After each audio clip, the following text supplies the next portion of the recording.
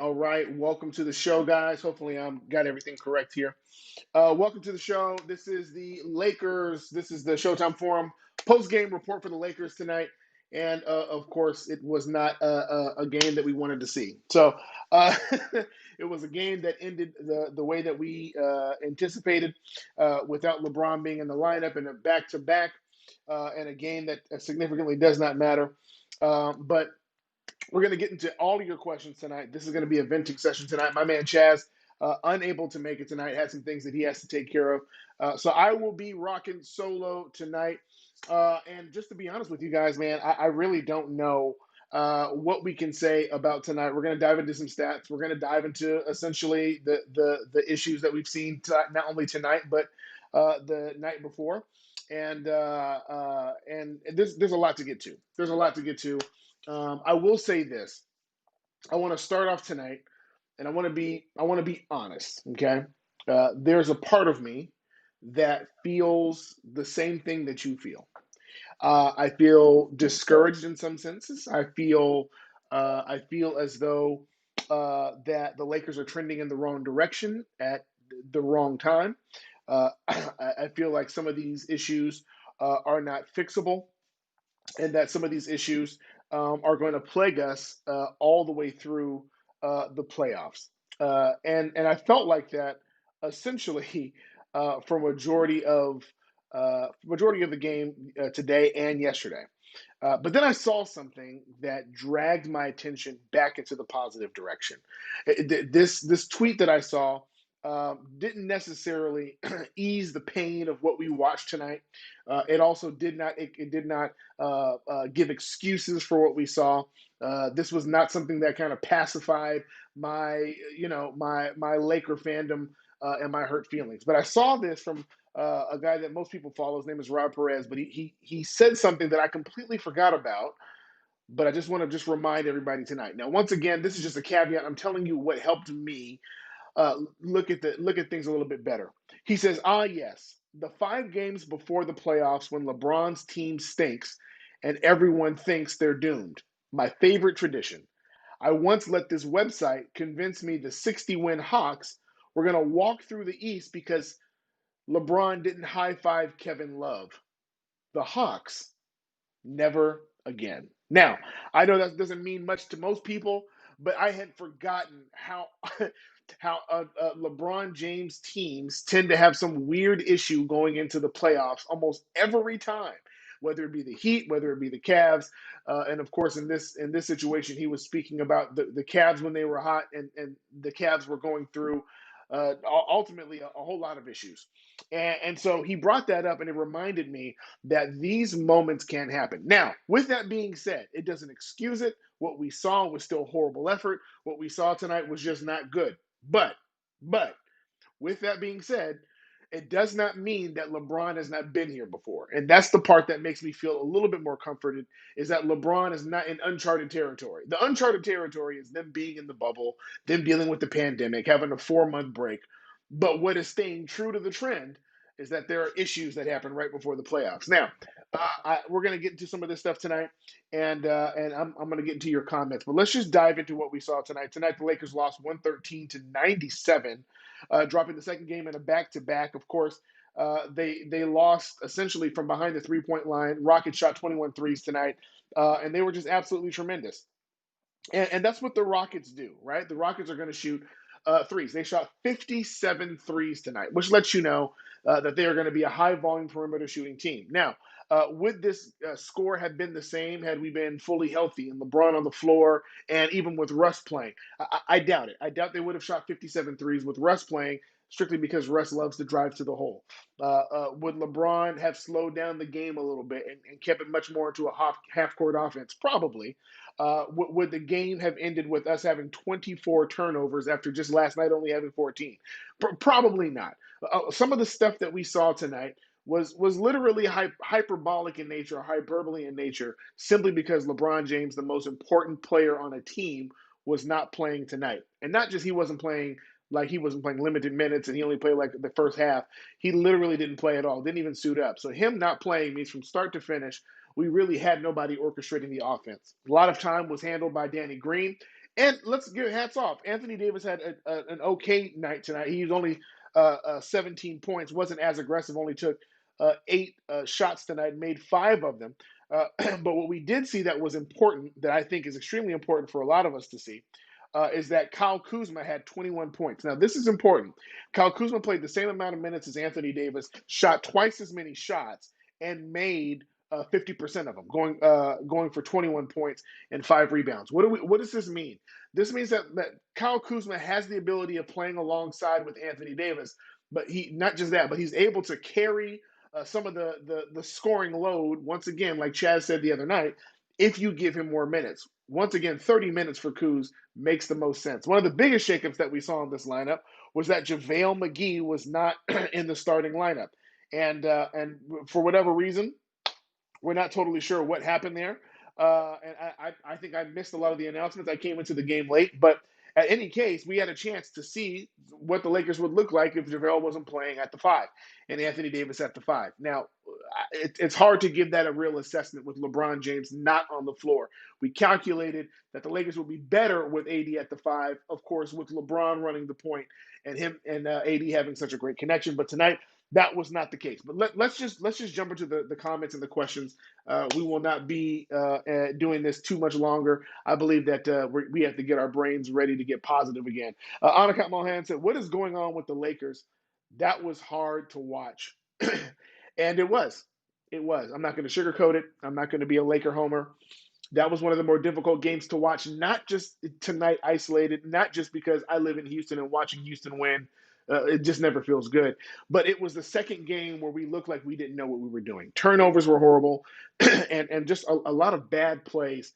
And then the defense didn't look like it was settled in. The defense was getting ran all across the perimeter, constantly chasing shots, which to me, it does twofold. Number one, it allows the Rockets to get the best looking shot.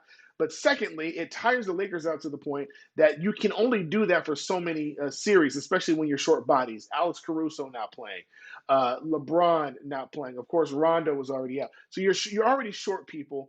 So much so that you had to use Talon Horton tonight, and he normally doesn't get any more than 3 minutes, but he got some minutes tonight. Blake St. Clair, no LeBron, no playmaker. And this answers the question. Dion Waiters, who we are expecting to be the ISO ball player, being able to kind of break down the defense, played 25 minutes tonight and was 2 for 10. He was 0 for 4 from 3.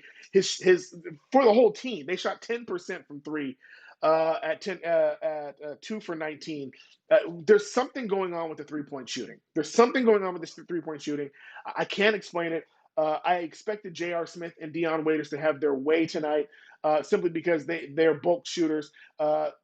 J.R. Smith had one make, missed 3 threes. Okay, the only people who made threes tonight was one from Kyle Kuzma, who went 1 for 4, and then of course Markieff Morris going 1 for 2. Now, what we can say is this: will the Lakers continue to shoot 10, 13, 15% from 3? Absolutely not.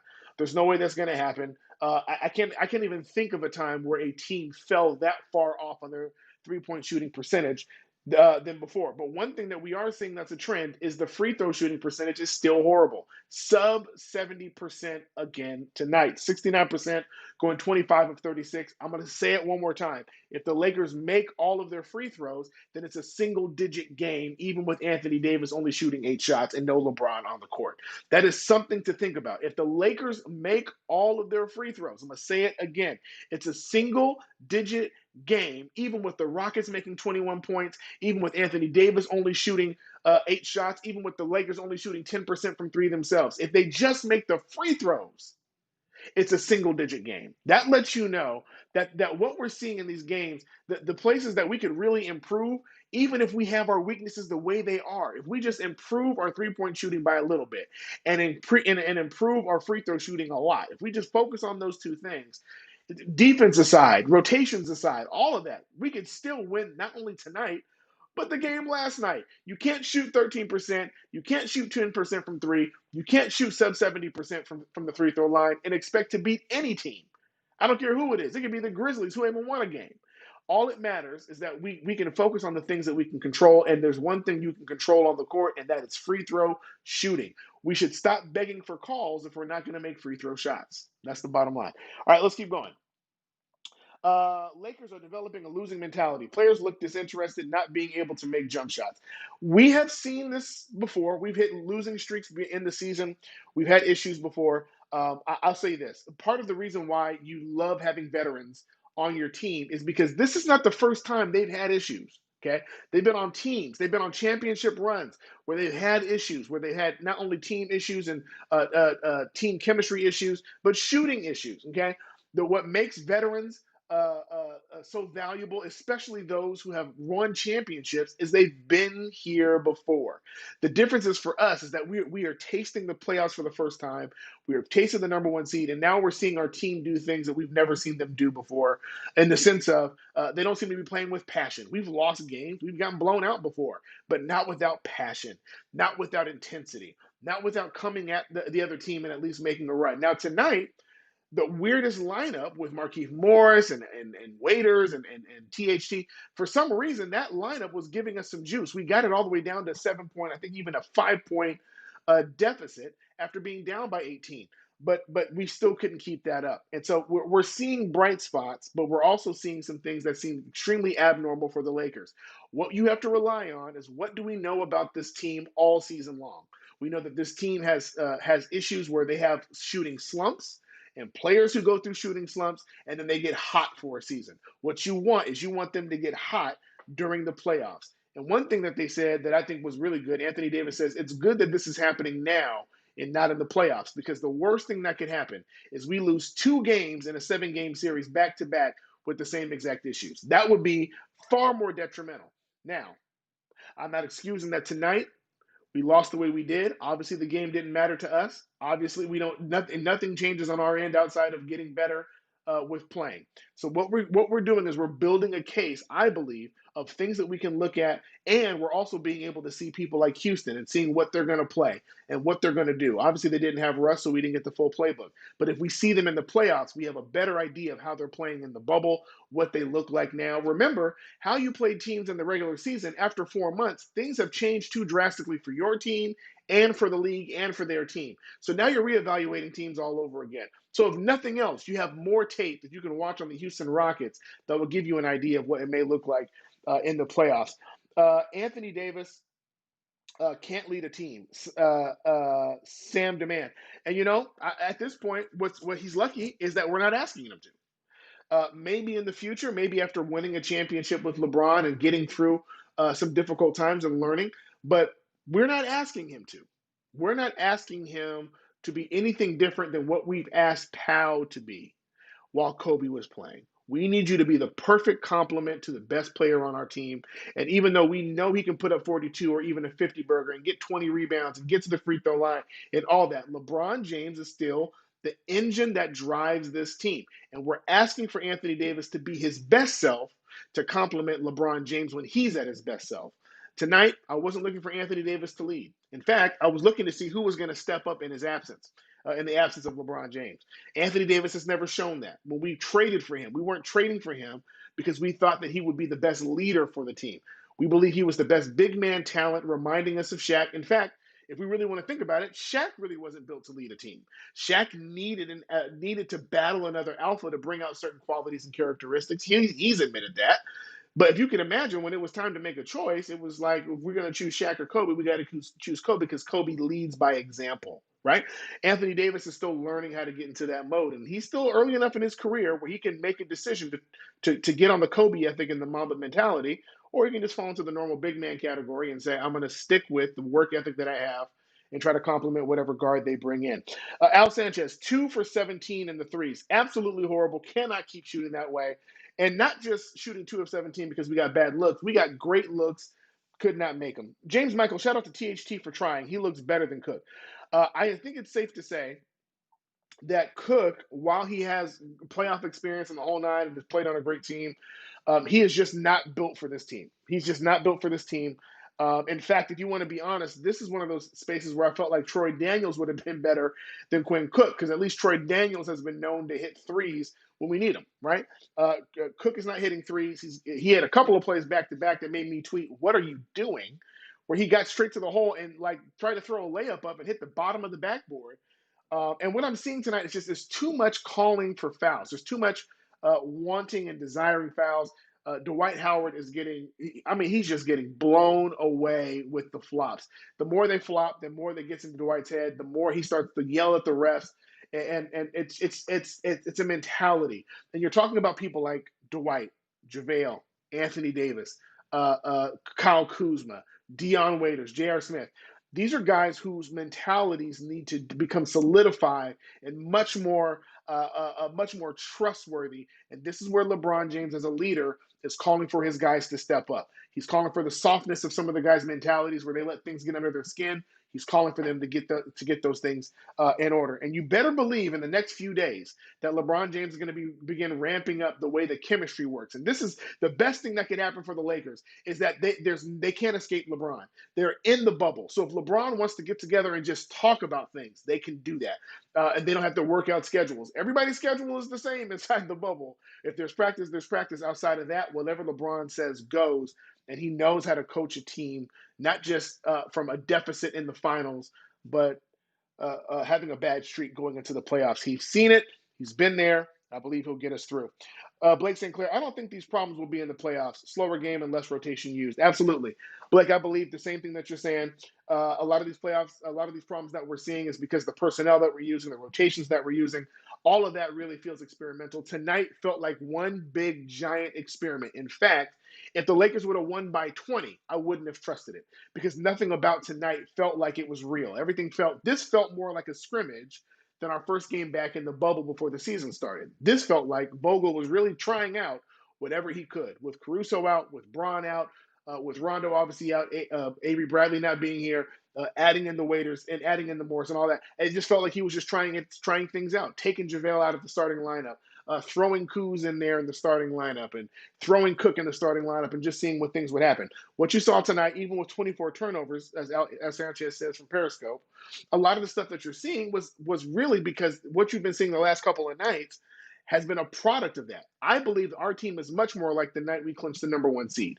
I think we're much more like that. I think we're far more in that category of being able to do things, be aggressive in the paint, dominate in the areas that we have strength, and doing the best we can to cover our weaknesses. Tonight, we did none of that. We didn't play to our strengths. We didn't try to cover our weaknesses. They just threw it out there and said, let's see what happens.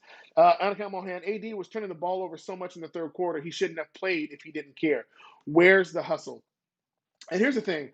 I think AD did care. If you notice in the very beginning of the game, he had like 4 rebounds, 11 points in 9 minutes. He was doing his thing in the beginning. I think what ended up happening was as the game began, as the rotations began to get thrown out there, they were asking Anthony Davis to become the centralized in the offense, which means that he initiates it, not just runs through it, but he initiates the offense. And they used Danny Green on the left side of that block to just continue to feed AD. And AD was supposed to be making decisions. Well, when there's no LeBron James on the court, it leaves him with very little options. You take away the shooters from him in the starting lineup, and all you leave him is Kyle Kuzma, who did his thing tonight. But then essentially you just leave him there with no LeBron James to take pressure off of him, which is what he's used the entire season. And you take all of that away and you say, okay, run the offense. He's bound to make turnovers. Whoever handles the ball most is going to have the most turnovers. LeBron James leads the team, from what I believe, in turnovers. Tonight, Anthony Davis had more than he should have. He had 7. But normally that would have been split between him and Braun would have had at least 4, because there's going to be things that you need when you have a two-headed monster. Tonight, the difference between us and the Rockets is the Rockets have learned, as essentially have existed with just James Harden as the primary ball handler. Introducing Russ became much more of the experiment, adding the second person. And they kind of learned how to do it. But tonight they were able to fall back on what they always do. And listen, they only had 5 fewer turnovers than we did. Okay. As crazy as that sounds, we had 24. They had 19. There were plenty of moments where the Rockets were bouncing the ball off the foot. James Harden losing the dribble. Why? Because when you've adjusted to having a two-person game, then that kind of changes the dynamics of how the ball's distributed, how plays are run, all of that. With all of that gone, when you take Russ off of the table, who dribble drives and allows the kick out to James Harden, they're going to have turnovers. When you have LeBron James, who facilitates the assists and the offense for the Lakers anytime he's in the game, you take that off the table, you're going to have higher turnovers. Now, once again, what this basically means is if there's no LeBron, the Lakers aren't winning anything. Okay. Uh, Sam Demand. Lakers don't have a chance against the Bucks. Listen, the Bucks had issues tonight. The Bucks were down by plus 20 at the half against the Heat. The Bucks have already lost 2 games. Listen, do not take what you see in these 5 games as the way the playoffs are going to look. It's just not the truth. I know it's hard because it's the only tangible thing we've had in 4 months is to see what we've been seeing in recent. But everybody is having struggles, from the Bucks. Matter of fact, the people who are doing the best are the teams that were doing the worst at first. The Suns are doing great. All these teams are starting to come up from the bottom out of nowhere. And the teams that were doing great, Memphis had earned the 8th seed, had exceeded expectations, can't win a game. Okay. Don't think that this is the way the playoffs are going to go. It just does not work that way. It never has worked that way. Teams that we've struggled against in the playoffs, I mean, in the regular season, we've dominated in the playoffs. So you can't take the regular season and utilize that to say this is the way the playoffs are going to go. In fact, if you're being honest, a lot of the things you're seeing now are new to us. This is not stuff that we've seen all season. This is stuff that everybody's kind of just figuring out in the moment. And you got to trust the same coaching staff that got us there to the number 1 seed, the same coaching staff and personnel that we had that helped us exceed expectations when everybody counted us out. You got to remind yourself, it's the same team. It's the same heart. It's the same Laker brand. We're not going to fall apart. We're just learning ourselves in this moment, not making excuses, but we're not going to fall apart. 24K Petty, my cousin. What is going on in that God deep bubble? Yeah, it's a lot going on, and we've seen some reports, and I'm not going to get into it tonight. I wanted to start off tonight by talking about it, but LeBron talked about it. There's been reports that there's something bigger going on that he said he didn't want to address. But there's something bigger that's going on. Even with Frank Vogel saying it's not just the rotations, there's something bigger. So whatever is happening off the court, they're keeping it private, but it's something that is affecting the team. And as I was talking in the Slack today, in the Showtime Forum Slack, I said that actually makes me feel a little bit better because it helps me understand that everybody is experiencing something off the court that we don't know, but that they all are on the same accord about. And the only thing that helps difficult moments, even if you don't know what's going on, is time. And so the Lakers are going to figure this out. But there's obviously something that's causing this to happen, and something is happening in that bubble. We got to remind ourselves that as much as we love the jersey on their chest, they only put that on for the 48 minutes that they're playing the game, okay, or whatever, however many minutes it is that they play the game, okay. When they put that jersey on, they are Laker Nation all day. That's the primary thing that they are. But when they take that jersey off and they're sitting around in that bubble and they're humans, they're people. LeBron's a father and a husband. This is the longest most of them have ever gone without having the interaction of friends and family. It's playing on their psyche. They don't have the ability to go and get the things that they normally would get to make them feel better and get them in the right frame of mind. They're stuck in hotel rooms, not a big mansion and house. I know it's privilege. I know it is. But I'm just telling you, you've taken every luxury away in their world. It's luxuries to us. We would love to go to Disney World and be able to work from there. But you're taking away the things they're normally used to. You're throwing them in a bubble, and they're trying to figure things out. And so we have to remind ourselves that there's the humanity part of these players that's trying to adjust to it too. We've adjusted because for us, nothing has changed outside of watching the game and not being able to be there or not seeing the crowd. But for them, it's every day seeing hotel rooms. And I don't know if anybody's ever traveled. I spent a majority of my time in my 20s and even in my 30s Traveling. Me and my wife were traveling musicians. And I remember when I was 18 and 19, I couldn't wait to get out on the road. I loved it. I loved getting out on the road, seeing different cities, yada, yada, yada. But by the time I got to year 12, seeing the same cities, I hated hotel rooms. I hated being on the road. I hated the lobby. I hated hotel food. I hated airline food. I hated being in the airport. This is what a lot of these guys as veterans are just, this is not the life that they want to sign up for, but they're doing it for the ring. So we got to give them time to adjust, but you better believe when they get their head right, they're gonna be all right. Aaron Harrison 572. This is bad. It's bad for the moment. Al Sanchez, what is it about the Lakers that great shooters forget how to shoot when joining the Lakers? I'm not gonna lie, you spoke my imagination watching that game. I'm like, man, we sign players and we see their resume and we see what they do for other teams, and they get here and then they just lose it all. And there's only one thing I can think about, and it's something that Kobe said. This was during around the free agent season. He was already retired, and Jeannie Buss kind of even alluded to it. She said, "If you don't want to come play for this team, then we don't want you," right? And Kobe took it a step further and said, when you decide to play for the Lakers, there's a different level of expectation, of pressure, all of that comes with accepting a role with the Lakers, not as a star, as a player. If you put that jersey on, the Laker faithful, the fan base, the Laker family, we look at you and say you need to contribute because we've seen teams, not just players, but teams contribute. Most of us can remember the last championship team. And we remember Powell. And we remember Shannon Brown. We remember Lamar Odom. We remember these people. Let's go back further. Remember the Rick Fox. Remember the Bryant. We remember these guys. We remember the Brian Shaw. We remember the other players because everybody had championship level expectations. We wanted you to play your role and play it well. And a lot of players who've never played for the Lakers, they step into that arena, they step into that environment, and the pressure that they feel, the pressure that they have to experience. Listen, we don't accept getting to the playoffs.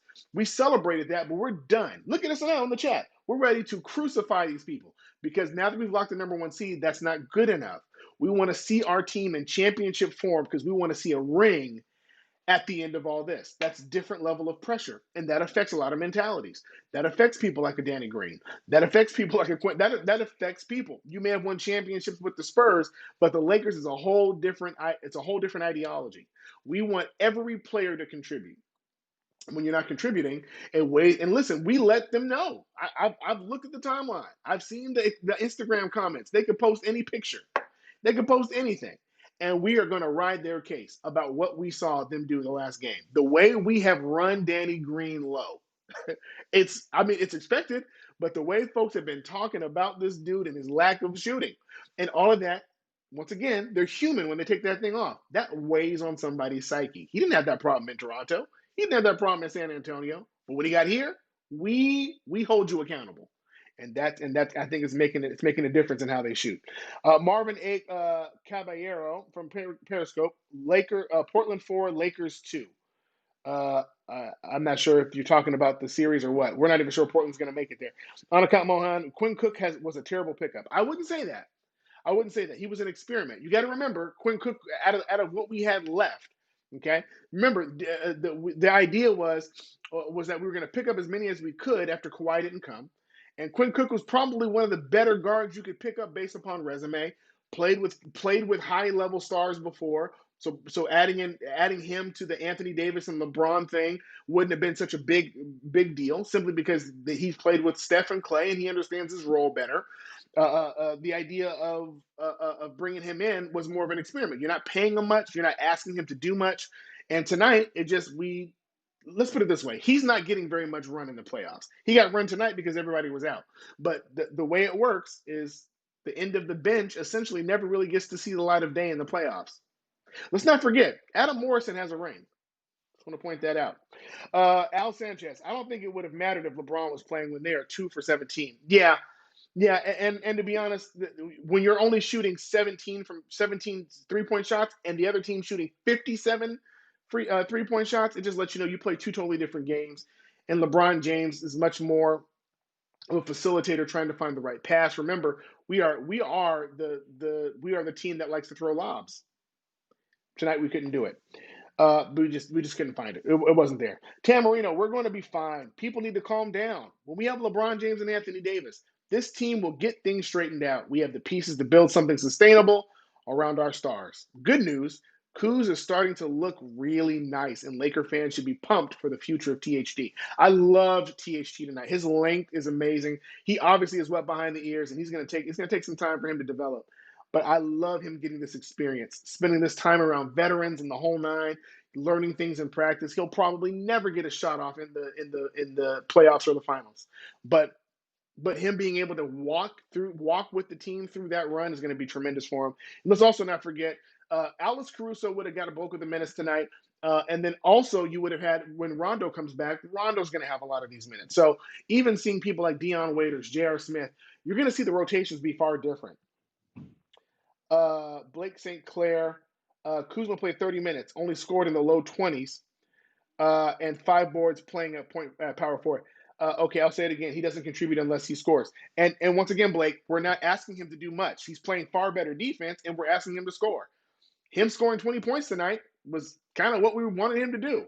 It would have made more sense had Anthony Davis played more aggressively. Then the score wouldn't have been nearly what it was. But for the most part, Kuzma is doing exactly what we need him to do. He's being much more active on defense. He's not turning the ball over, making dumb decisions, and he's making his shots once again. He's one of the best three-point shooters we have on the team since we got back in the bubble. He's only 1 of 4 tonight, but he's 5th highest in efficiency in the bubble amongst all the NBA teams that are playing. So yeah, we can only say he only contributes when he scores, but when you're losing and not scoring, that contribution means something. Okay, it means something. So what I really want him to do is continue playing his role and being able to do that off the bench when LeBron and AD are cooking. On account, Mohan, Lakers were 7 of 43 from 3 in this back-to-back. How can we assume that this team will magically flip a switch and start shooting 50%? Because shooters have slumps. Let's not forget the Houston Rockets missed 24 three-point shots before. Okay, it doesn't mean that they're a bad three-point shooting team. It means you're going to have stretches where you can't make them. What you don't want is you don't want it to happen like it did to the Rockets in a Game 7 in an elimination game at home, and you lose to the Warriors because you can't make a bucket in the game. That kind of stuff's going to happen. Okay, I know it's hard because we don't have a lot to rely on. We have a few games in this season and a few scrimmage games. That's all we got. Okay, that's all we have. 4 months is too much of a gap. It's basically a new season. So right now it feels like it'll never get right. But it will get right. This is not the way teams operate. I want you to go back and think about what playoff team shot 10% for an entire series. You can't think of one. Okay, so it's not going to happen. It's not going to happen long term. But you got to give him some space. It's just there's nothing we can do about it right now outside of continue to shoot, and the shots will fall. Tucker was the only bright spot. Al Sanchez. I'll throw in Kuzma because seeing him score 20 points means he's staying consistent by being aggressive. Showtime form. Dion Waiters stinks. That's what George Sedano says. I don't know. It's weird, man. We've seen the issue is that we've seen these players and we know what they can do. Okay, we can't celebrate them when they do it right and then throw them away when they do it wrong. We have to regress to the mean and realize that they can be streaky. It's just the bottom line. They can be streaky. Okay. Lakers are a bad free throw shooting team. Apart from AD, I have no confidence in anyone making free throws. That is now. Let me tell you something. That has been our Achilles heel all season. Okay, that's not that. What you just said is not just bubble specific. This is literally how we've been. I can't explain it. I don't know what Vogel is doing. In fact, to be honest, it's been like that for some years now. Even before LeBron got here, we were bad. We picked up Ingram, and we had Kuzma back then, and Ball, and we've been a bad free throw shooting team essentially since Kobe. Kobe was the last great free throw shooter that we had, and now we have Anthony Davis. But for the most part, we've never had consistent free throw shooting in the last 6 or 7 years, and I don't know what it is. Um, Damian Mendez and Periscope. THT, I'm with you. I can't wait to see this dude in 2 years. Showtime Forum. Charles Barkley just questioned if AD has any dog in him. He may not. He may not. But my goal for AD right now is not for him to have dog in him. I want AD to do what he did the night that we had that we clinched the number 1 seed. I want him to be the player that gave us 40-20. I want him to be the player that gave us a 50 burger. I want him to be the guy that we know he can be. Whether that comes by you being a dog or you just being aggressive. All I know is that you have too much talent to shoot only 8 shots in a night where LeBron James is not active. So Charles Barkley is going to question everybody. He's going to question everybody. He questioned LeBron for a long time. He didn't think LeBron had dog in him. I don't know what else you can say, but he's entitled to his opinion. Blake Sinclair, I'm okay with tapering, ramping it back up just before the playoffs, bigger minutes for the new additions. It's part of why it looks so bad, but it has to improve for the playoffs. Blake, you were so right, man. That was meant to be tapering off, then ramping it back up for the playoffs. I got you completely. I completely got you. I think what's scaring us is that we're not sure if they're tapering it back or if this is really what they're trying to do. And the only thing I can think of is these are not the rotations that Vogel would throw in. Period. It's just not. Okay. So if it's not, then I can't. I don't know what would happen. Um, James Michael, I will make the team watch the tape of this game. The little things hurt here. James, this is now. Look, this is one of the things that Rondo did during one of our losing streaks. I think we had lost 4 games in a row. And Rondo and the team, they said they stayed up all night watching old film, not just the film of the game that they played, but they were watching old film, picking up stuff, and they called it a bonding experience. This is what Rondo brings to the team. I know we have our issues with him. He's not gonna help our three-point shooting that much, even though he's been better this year. He's probably gonna make some really bad decisions. But at the least, he's a coach on the floor and he's able to coach up. Watch this. He's able to put the dog in the guys when they don't have the dog. That's what Rondo brings to the table. He talks crazy. He's a yapper. He's constantly communicating. I loved watching his practice videos. That's the way he operates, and that's what he brings to the table. Part of the reason why LeBron loves him so much is because Rondo is a great facilitator with his mouth. Boogie would look good, pretty good instead of Cook right now. Man, yeah. Oh, man, I just that was really where I felt like the season was in jeopardy. Was when the season hadn't even started yet, and Boogie was hurt, and I was like, man, I don't know how this is gonna work. B mode. Do you think it's time for Talon Horton Tucker to start over Quinn Cook? No. Talon is far more talented than Quinn Cook. Number one, because his body and his physique, his wingspan, his size, his ability what he gives you is the length like a big, like Anthony Davis, but the ball handling like a Dion Waiters, and he loves to do ISO. I think it's going to take some time for THT to learn the nuances of the game. What he knows is G League, and he knows how to play basketball, score, and things like that.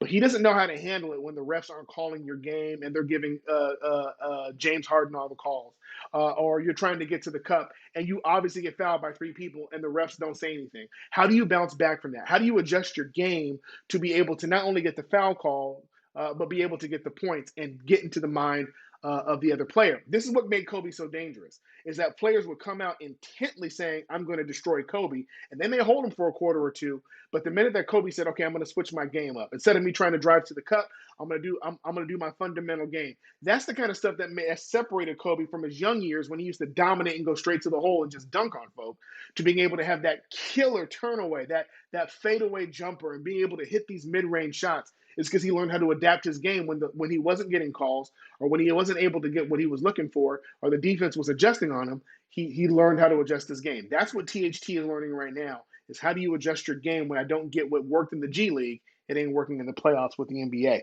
Al Sanchez, correction, 2 for 19 in threes. Woo, that's horrible.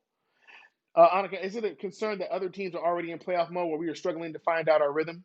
Let me say this. Desperation, this is me turning into sermon mode. Desperation will always bring out the best in you. Always.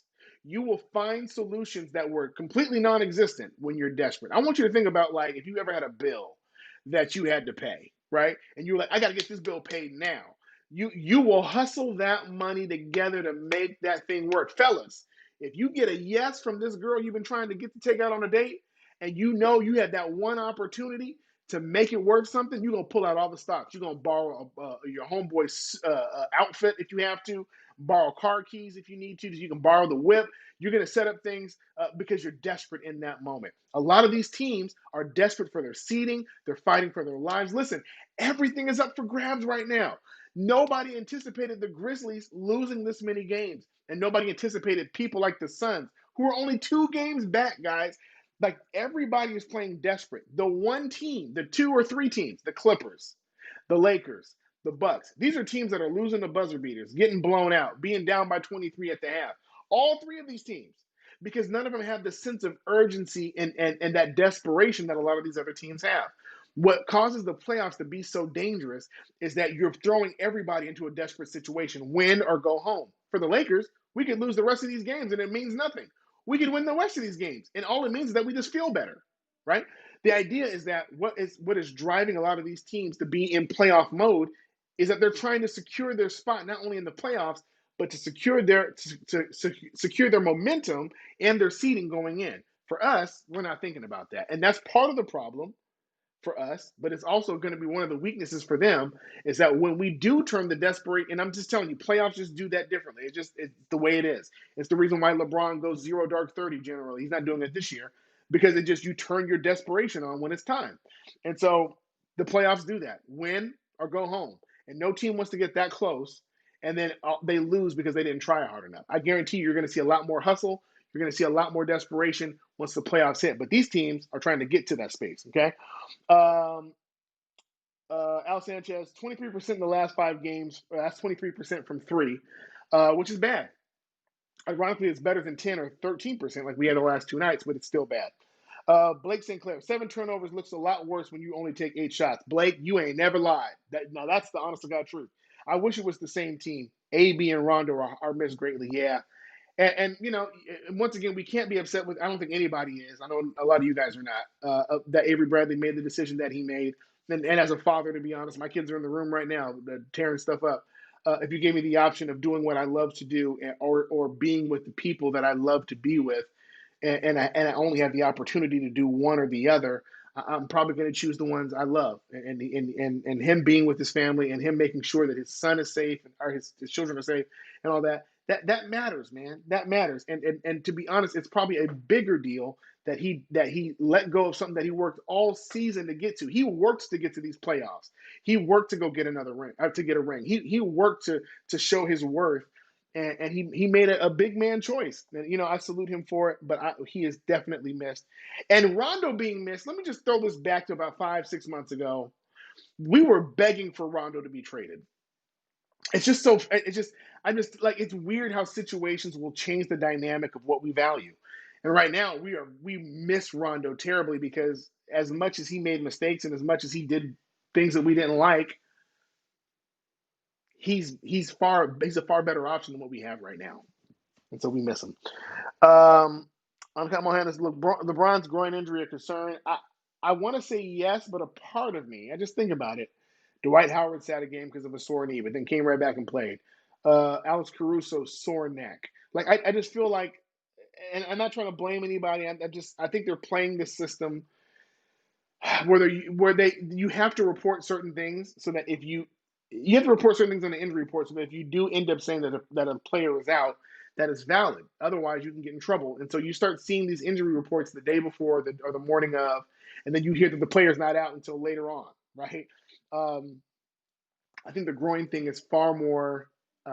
It's far more about the injury report than it is about real life. Dono Swazzano, hi, good to see you, brother, our lady. Laker Metropolis, I think the Lakers are not trying to show their hands. This has been a point that's been brought up by a few people, and I've tried not to listen to it as much because I know part of it is just homer mentality. But you're right. How you view teams right now in the playoffs matters. Okay, and the way you play them, you're getting film on them that you have nothing but time to study and get into. And teams are playing differently, different personnel. You're watching them play different in the bubble just because players have just had 4 months to reconstruct how they want to do things. James Harden is playing a little bit different. We're not seeing him flop as much. We're seeing him be far more aggressive. He's taking his shots. In fact, his threes are great, but that's not really what we're looking at. He's a danger on all sides. And so you're just seeing teams that kind of reevaluate how they do things heading into the playoffs. And so you get a chance to kind of see how people operate. Well, there's one thing that the other teams don't have right now is they don't really know what the Lakers' plan is. We don't know what the Lakers' plan is. We have no idea what these cats are doing, and a part of that could be strategic. We don't know, but Tam Marino, you're right. I mean, Laker Metropolis, you're right. There's an idea that could be there as a subplot that they're just trying not to show their game plan going into the playoffs. Blake Sinclair, my point was Kuzma shoots us out of games. AD has to have most of the shots, especially in a game LeBron isn't playing. I get it. The issue is that AD is not forcing the ball into his hands. Okay, And this kind of goes back to the Kobe Shaq thing. Shaq was so adamant about getting the ball. He told players, "Hey, when Kobe gets the ball, or if Kobe don't have the ball, don't pass to him." That's how intent he was on getting the ball. AD is going to have to be far more aggressive in saying, "I want the touch. Give me the touch." And then when you get the touch, not pass out of it, but find a way to either draw the foul or make the shot. So a part of that is just Kuzma's doing what he's been asked to do: shoot the ball. AD is almost utilizing Kuzma as a bailout because he doesn't have LeBron, in my opinion. Tamarino, how much does players like Rondo help guys like Waiters and JR in the second unit? A veteran guy that can handle the ball and run an offense might be able to highlight some of those scorers' strengths, yes. What Rondo does is kind of the same thing that he did with Anthony Davis when he played in New Orleans. And don't forget, when Rondo and AD played together in New Orleans, AD's game elevated to another level because Rondo was not only able to coach him on the floor, but he was able to talk to him about things that he can do to accentuate his strengths. This is what Rondo can do for a Waiters, right? He can say, "Hey man, this is how you slow the game down. This is how you look for the best shot." He can talk to a J.R. Smith, right? J.R. Smith has obviously been in the league for a long time. But what he doesn't have is the experience that Rondo has in tight situations like this in guard play. And for someone who's been out the league as long as J.R. Smith has, this is a time for him to learn from Rondo. And I really can't wait till Rondo gets clear from his protocol so we can get in there and begin to talk to these guys. Brandon, oh man, I really wish I spoke Spanish. Somebody tell me, Brandon, tell me what that means. Blake St. Clair, Kuzma needs to find other ways to really contribute to the team. Scoring really isn't needed for a third star with LeBron and AD. You need a third scorer. That's the bottom line. You need a third scorer, and then he has picked up his defense. So I'm gonna keep saying it. Kuzma is far better than he was 5 months ago, 6 months ago. He's far more consistent. He's not only just a better scorer, but he's picked up his defense. He's rebounding better. His stats show it. There's no way around it. His stats show that part of the reason why the Lakers have had any success has been because he's been contributing more than he was before. Um, DeVon, I'm a musician too. Hey, that's what's up, man. G Lakeshaw, hey my man, great to see you again. The team just needs to play smarter and be more confident from three. G Lakeshaw from Periscope, I love your energy, dog. Keep that same energy because we need it. Ask the honest to God truth. This team's going to be all right. Al Sanchez, don't you think Morris should get way more minutes? He did make a three. He did. I don't know. If I'm being honest, I don't know what the dynamic is between Morris and the rotation and how the coaches view him. He made a three tonight. It was clean. It was nice. It was in rhythm. He did play more minutes. He played 18 minutes. They've been ramping up his minutes. Um, but it was really interesting to see how he played. He had 3 points tonight, and that was that one 3-pointer. He had 2 assists. But when we first signed him, it was, hey, he's going to be the answer to his twin brother, and in a sense, he kind of is. Outside of that, I don't know what exactly they're asking him to do. Are they asking him to be a stretch big? Are they asking him to just handle more bodies in the paint? I'm not sure what they're asking of him because he does have kind of a versatile body. He can stretch the floor a little bit sitting in that corner, but he can also rebound if he plays a little bit with a little more aggression. So I'm not totally sure what that is, but I think they're going to figure that out in these next couple of games. Are you worried about LeBron at all and how he's been playing? Gabriel Chavaria? I'm not worried at all. I think LeBron knows exactly what he needs to do. He has been exactly what we needed him. He's been an MVP candidate for a reason. I think there is a method to the mayhem that we are experiencing, and I truly expect the Lakers to turn it around.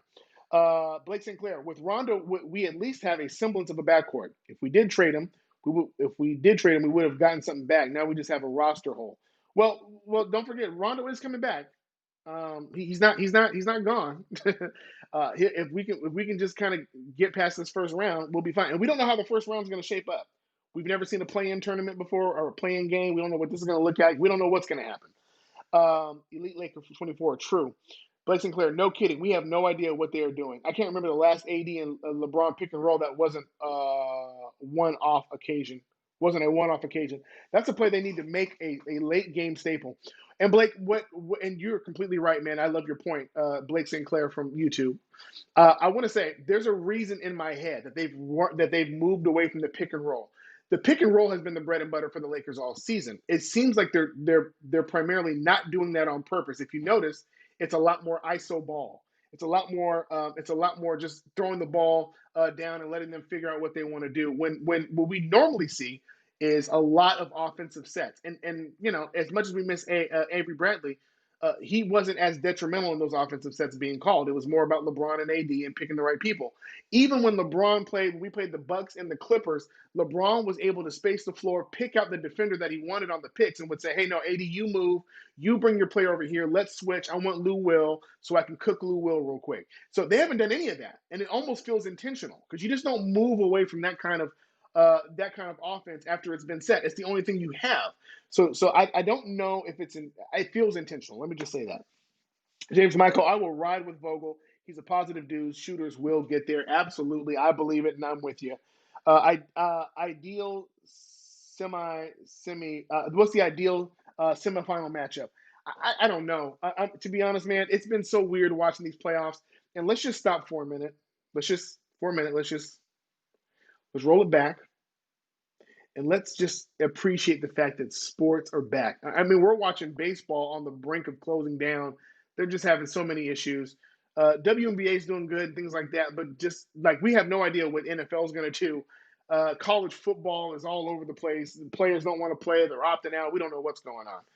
But right now, we have the NBA, and they're giving us great product. All these games have been great. Watching Devin Booker hit a game winner over Paul George and Kawhi. It means nothing in the grand scope of things. They're not winning the championship, but it's just good to watch basketball again and have something to cheer for. So I want to say that no matter what lineup we get, what the tournament looks like, what the playoffs look like, I feel like every game is going to be competitive. We get the Blazers, it's going to be competitive. We get the Grizzlies, it's going to be competitive. If we get the Spurs, it's going to be competitive. If we get the Rockets, if we get the Thunder, if we get the Nuggets, if we get the Jazz, it's going to be all out competitive, and I love it. I love it. I can't wait to see it, and I believe the Lakers are going to come out on top. Do we have the option on Avery Bradley for next season, or does he? I do not know, but I'll say this: I know he's proved his value and he's proved his worth. Just his absence alone makes me want to sign him now. What's weird is watching players like Rondo and JaVale and Quinn Cook. You don't know what their future holds. I know they have different contracts and things like that. But what I do love is watching every game they give a shot of Rob Pelinka. And you can't see his mouth, and you just see Rob Pelinka staring.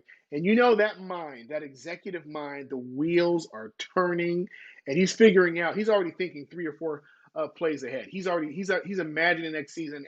I'm telling you this. He has something in his brain and I don't know what it is, but they're going to figure it out. Blake Sinclair, yeah, I meant for now, we have no backup playmaker for LeBron and no real point guard that has cohesion with the team. That's the truth. Rondo will be the glue right now. Rondo can't come back soon enough. Yeah, I know. I feel the same way, man. But I think right now they're projecting him if everything goes well. He's back to the bubble. Everything goes well. He can be back. I think second round of the playoffs. I think is what they're projecting. Al Sanchez, considering the bubble not having any COVID again, is there any way to get Avery back? No. He's opted out, and I know we saw Victor Oladipo come back, but uh, Avery's not coming back. Avery's not coming. He made his decision. His decision was really about what's best for his family, and he's not gonna renege on that. And to be honest with you, after being off for 4 months and then trying to step back in the bubble, even if he came back, it's not going to be easy. It wouldn't be easy. He wouldn't be the same Avery Bradley. He'd have to ramp back up and get himself back into that NBA basketball game shape and be able to pick up people a full court and he's just not. We're not asking him to be the savior. Now we have LeBron James and Anthony Davis. With that being said, guys, it's been almost an hour. I want to get ready to kind of call to clear us out. As you know, we're playing the Pacers on this next game, and who knows what to expect? We don't know who's going to play. We don't know what the strategy is. As Blake even mentioned, we have no idea what they're doing. But what we do know is that we have a team that locked up the number 1 seed. Their job is not done. We have the best duo in the league and 2 of the top 5 players in the league. They're going to figure this out. And if I could just leave you with this, we have, as fans, endured a lot. We've seen a lot of roster changes. We've seen a lot of front office drama. We've seen a lot of coaches that shouldn't have been coaches. We've been through a lot. We've been through multiple lottery draft picks. We've cheered for Summer League as it was the brightest spot that we had in the season. But I want to point back to how we felt when we traded and got AD. And I want us to think about what it felt like when we watched LeBron James and AD connect and do what we knew that they could do on that pick and roll. I want you to remember what it was like when we beat the Bucks and we beat the Clippers in the same weekend. I want you to think about that. I want you to think about that because even though this roster is different and the circumstances are different, we are a team, we are a fan base that believes when nobody else believes. So just be careful tomorrow, okay? You're going to turn on the TV, you're going to turn on ESPN, you're going to hear a ton of comments. The same people who are telling us that the Lakers are going to get knocked out or won't make it to the conference finals or whatever are the same ones who said that LeBron and AD can never work and that it would be a far better match, it would be a far easier fit for Kawhi and the Clippers than it would for the Lakers and AD and LeBron James. But look who the number one seed is with multiple game lead. Okay, the same people who said that the Lakers would never figure this thing out and that the front office drama was going to be the death of them, and that we were the joke of the league, are the same ones who are now saying that Rob Pelinka should be a candidate for executive of the year. I want you to remind yourself that the same people who are saying that LeBron James is washed last year, that he's at the end of his career, are the same ones who are saying the MVP race is really only between Giannis and him. I just want you to remind yourself that the conversations you're going to hear tomorrow, you've been hearing it up and down, up and down, up and down. What makes us the greatest fan base is that we stay even keel. We hold the players accountable, but we don't let the outside make the temperature of us go up and down. The pundits are not our thermostat. Our dedication is. And my last piece, we get ready to get out of here, is I started thinking today, man. They showed a picture of Devin Booker walking in to the arena, and he had a shirt on. It was a Lakers shirt, and it had Kobe Bryant on it. And for whatever reason, it reminded me that we did lose a legend. But then it also reminded me that if we were in the same exact position, the Lakers are getting blown out, and let's just pretend that Kobe was still here. What do you think Kobe would expect from us as a fan base going into the playoffs? What kind of mentality do you think we should have heading into it? Just think about some of the things Kobe said when the Lakers lost certain games, and he'd say, "We'll be all right." Just remind ourselves when there was drama between him and Phil in a book and all this other stuff, and he goes, "We're good." When the Shaq and the Kobe drama popped off, Kobe said, "We're going to be good." And ironically, I turn on YouTube and it shows the game where Shaq fouls out of the game. And young Kobe starts hitting shot after shot. And he goes down the court and he tells the crowd, relax. If I can impart any part of Kobe to you tonight, any part of the Mamba mentality, just relax. I know it looks bad. I know it looks horrible. But we have hit shots with less than a second on the clock. We've been down in the fourth quarter and came back and threw lobs in the midst of drama. We've won championships in worse conditions than what we're in right now. So just remind yourself, you step into this next game, relax. We got this. We got it. Okay? So with that being said, I appreciate you guys. Thank you guys for tuning in. Blake, I love it, man. Jury is still out on Palika for me unless this season is done. He ain't got to do nothing else for me. He navigated waters that I wouldn't wish on the worst GM. But with that being said, I will see you guys at the end of the Pacer game, see if I can get my boy Chaez back in here. And I can't wait to see you guys' commentary. Enjoy tonight. I know it was a hard night, but sip some wine, relax, watch your favorite Netflix show, and just relax.